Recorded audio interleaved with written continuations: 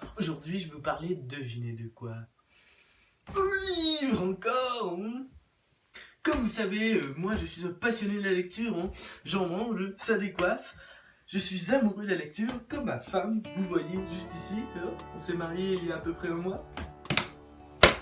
Le livre que je vais vous parler dans la vidéo, eh bien, je l'ai pas, c'est Combat en plein ciel. Il faudrait que je le ramène à la bibliothèque plus tôt. Je vais quand même vous montrer une image de mon livre. Le voici, le voilà. Un petit aperçu. C'est la Première Guerre mondiale. Très belle couverture quand même, hein. Alors l'auteur David Ward, pas très connu comme auteur, il a écrit 4 livres dont je vais vous les nommer. Fuir le masque, tome 1. Sous le masque, tome 2. Au-delà du masque, tome 3. Et Combat en plein ciel, lui dont je vais vous parler. Alors, Combat en plein ciel, ça parle d'un jeune Paul Tonnet, d'un jeune fermier qui a son rêve est de devenir pilote d'avion dans la guerre. Donc le jeune, après tant d'efforts, la Première Guerre mondiale arrive, et puis il réussit à réaliser son rêve, pilote d'avion. Alors le petit Paul, dû à son travail acharné, excellent pilote de chasse, est donc envoyé en Angleterre pour combattre les Allemands. Alors, va-t-il survivre au Baron Rouge, les super avions de chasse ennemis? Alors, pourquoi ai-je choisi ce livre? La raison est très simple, mon rêve est d'aller dans l'armée. Et oui, l'armée. Donc, je lis en pensant, bien sûr, à aller dans l'armée, hein, mon rêve, mon plus grand rêve.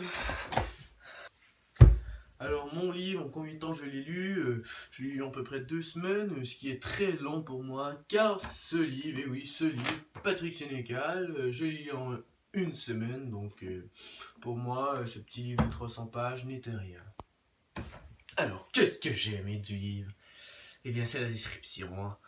On décrit beaucoup les lieux. La description est excellente, elle est au rendez-vous. De plus, cette description raffinée sur ce livre m'a permis d'en apprendre davantage sur la Première Guerre mondiale. Ce que j'ai trouvé dommage, c'est le début de l'histoire. Ça a pris un bon bout avant qu'on aboutisse à quelque chose, hein. Il se répétait beaucoup au début de l'histoire, ce que j'ai trouvé vraiment dommage.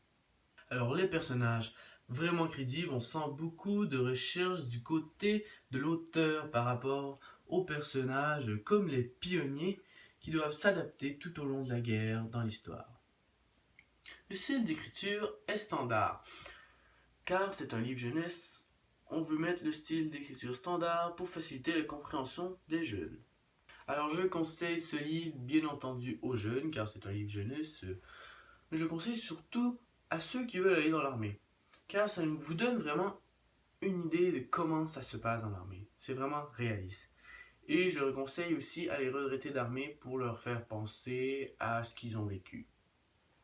C'est déjà tout, alors je vous remercie de votre écoute. Je remercie aussi mes 102 000 abonnés. Alors dans la prochaine vidéo, ce samedi, je vais vous parler de ce merveilleux